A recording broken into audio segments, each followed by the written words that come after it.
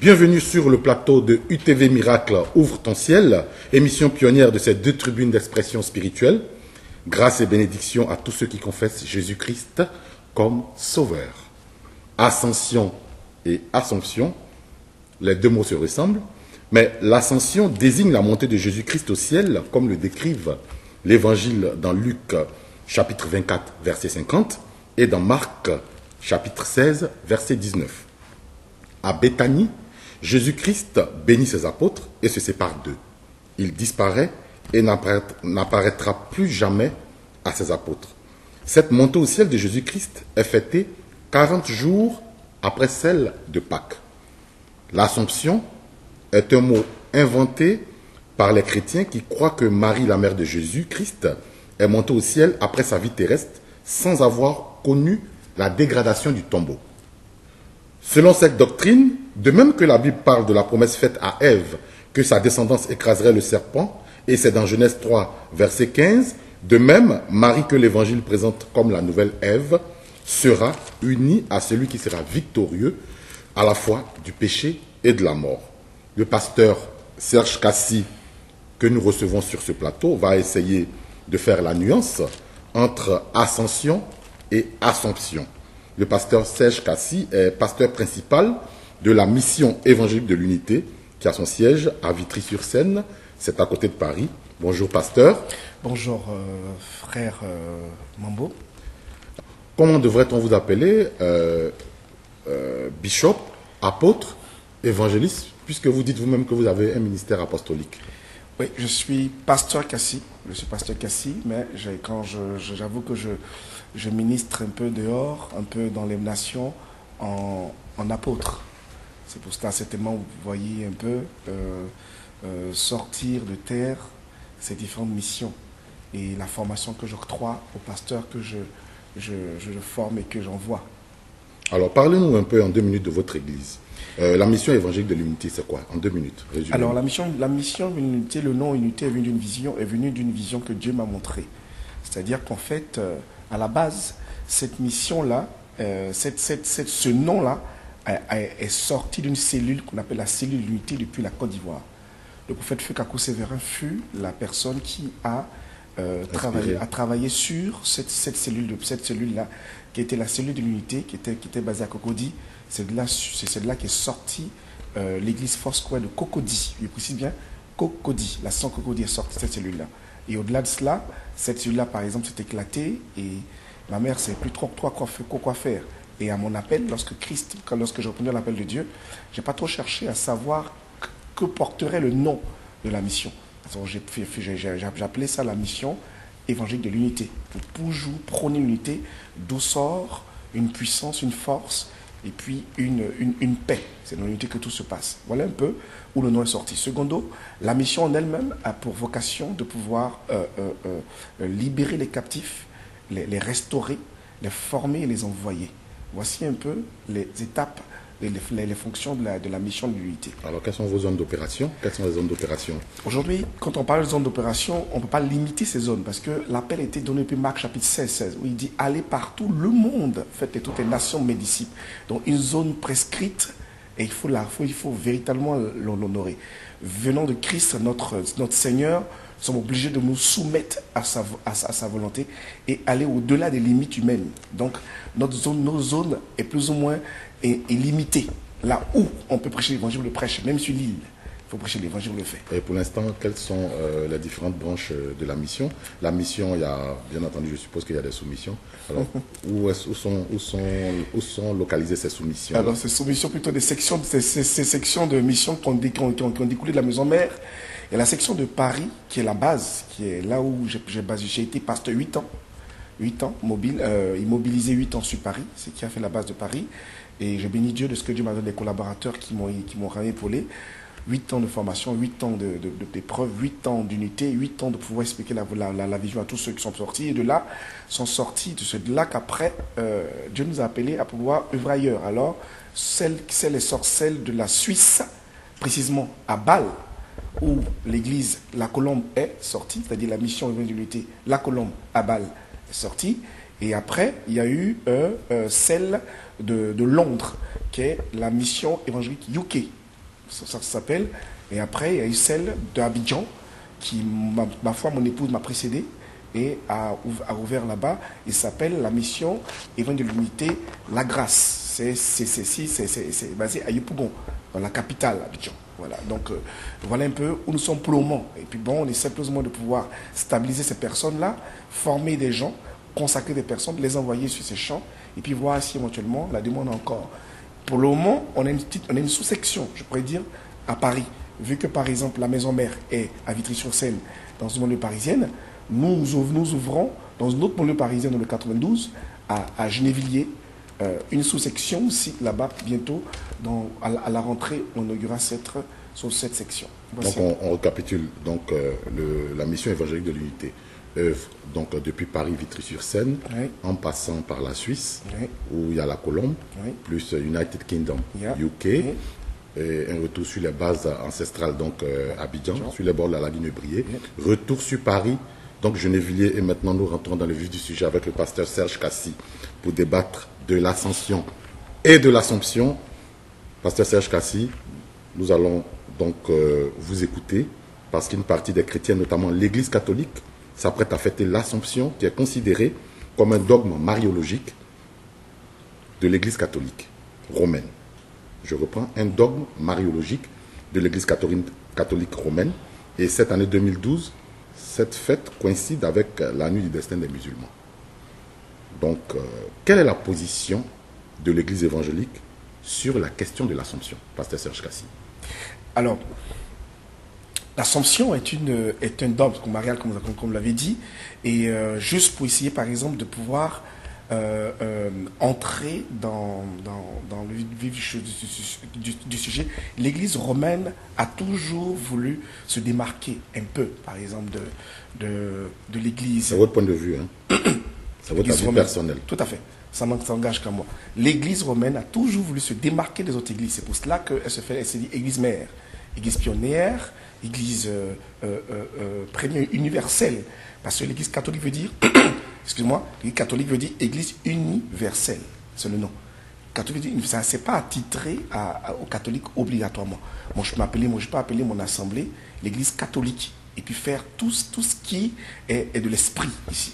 Voilà. Donc, catholique veut dire universel. Donc, ils s'agréent le patrimoine de l'Église. Ils se disent que c'est eux les pionniers. C'est vrai. C'est vrai s'ils le disent. Mais ça ne donne pas caution de pouvoir, par exemple, inclure, par exemple, une pensée humaine pour en faire, par exemple, une doctrine. C'est cela le danger. C'est-à-dire, lorsque, par exemple, on inclut une doctrine, une pensée humaine pour faire une doctrine de Christ, c'est là le danger. La Bible dit que vos pensées ne sont pas mes pensées. Voilà. Vos voix ne sont pas mes voix. Il dit tout ce qui est dans la parole, nous devons l'appliquer du début jusqu'à la fin. Il dit malheur à celui qui enlève un iota de cela. C'est le dernier verset qui a été écrit en Apocalypse chapitre 22. Ne pas enlever quoi que ce soit. Voyez, donc je pense qu'aujourd'hui, Dieu nous a dit de marcher dans ses limites, dans ses pas pour pouvoir acheter quoi que ce soit à son empreinte, mais de pouvoir, par exemple, même mettre son empreinte par toutes les nations et éduquer ceux qui arrivent. L'Assomption, pour moi, définit ici, par exemple, une pensée humaine juste pour du commerce. Aussi bien que ça. Voilà. C'est-à-dire qu'aujourd'hui, je trouve que cette fête, voilà, est plus fêtée même que l'ascension en ce sens. L'ascension existe, elle est biblique. C'est la montée de Jésus de Nazareth, c'est la montée du Christ. C'est-à-dire, il est monté sans l'apport d'une personne. Christ a été démontré qu'il monterait et qu'il descendrait de la même manière. Alors, personne n'a créé ça. C'était dans le plan prophétique du Messie, qui viendrait et qui repartait, et qui reviendrait sur des nuées en gloire avec ses anges. Aujourd'hui, on nous dit que, mais Marie aussi a aussi monté. Je veux respecter ce nom parce qu'en fait, c'est la mère, le Christ. C'est-à-dire, par exemple, la grâce lui a été donnée, Dieu a porté ses regards sur une vierge qui est Marie. Aujourd'hui, Dieu a permis que cette femme-là soit honorée. C'est un honneur. Bien aimé, chacun est honoré à sa manière. Aujourd'hui, Marie est honorée. Demain, ça peut être toi. Demain, ça peut être Paul. Ça peut être par Eric.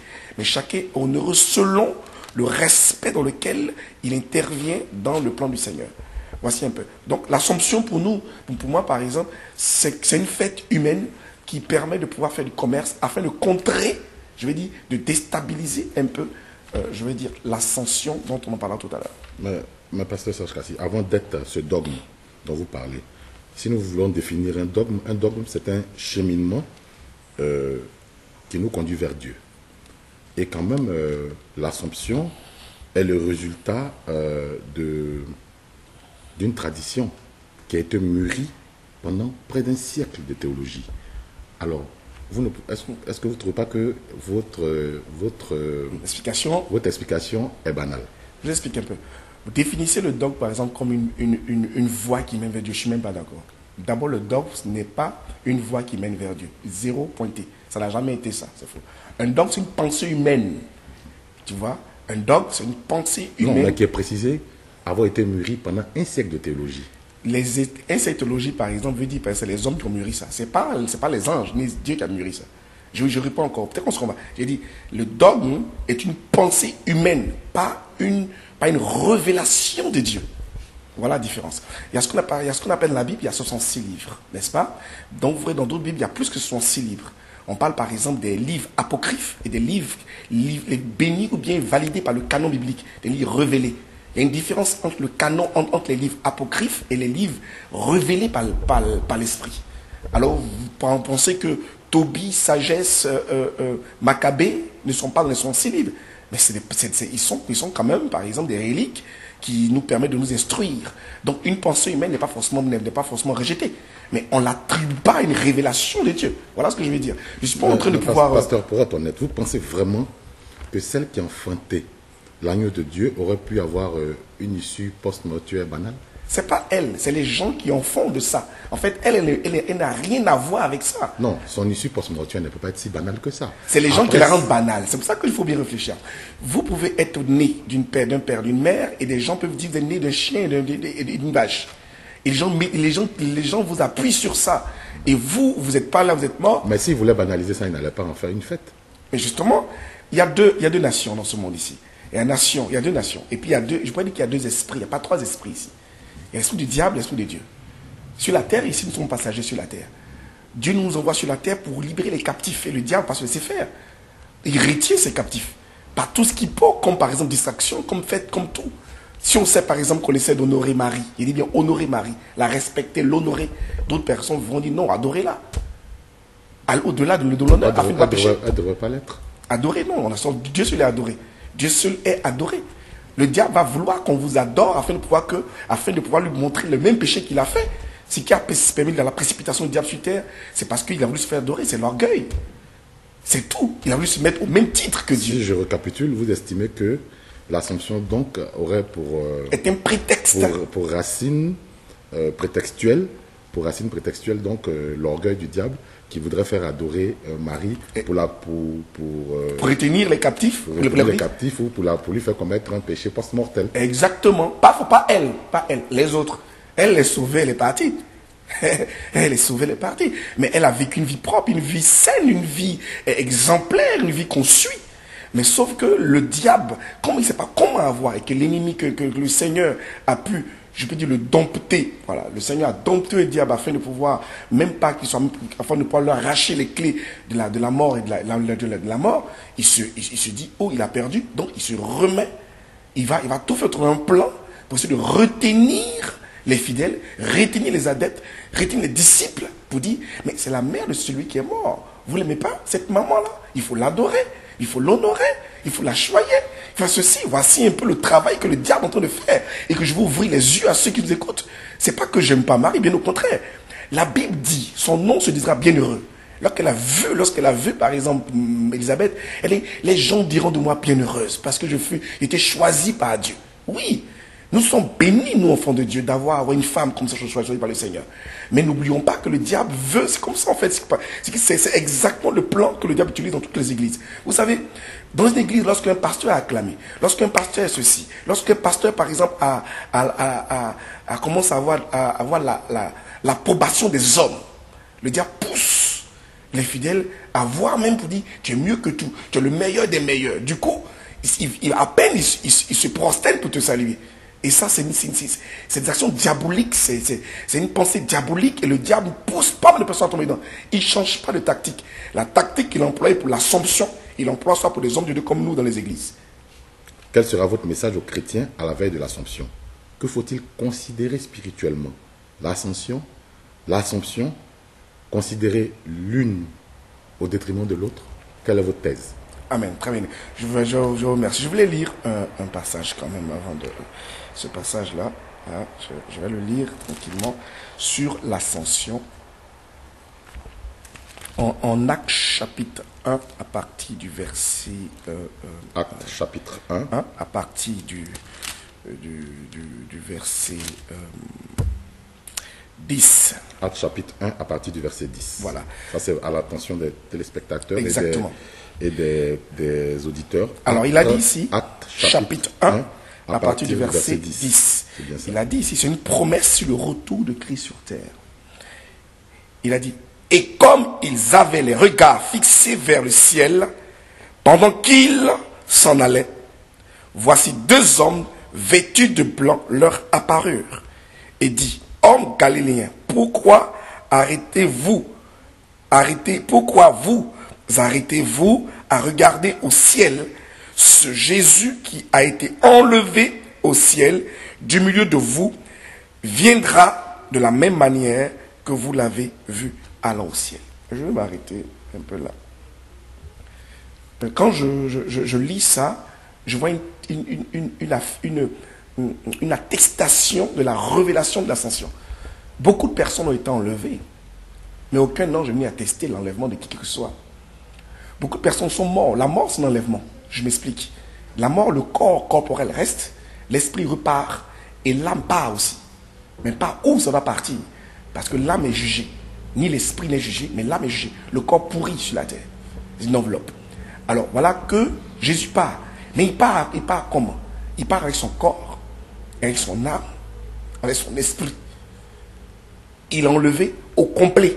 Et puis il part. Il repart dans la Trinité. Exactement. Il part avec tous ses attributs de gloire. Trinité. Amen.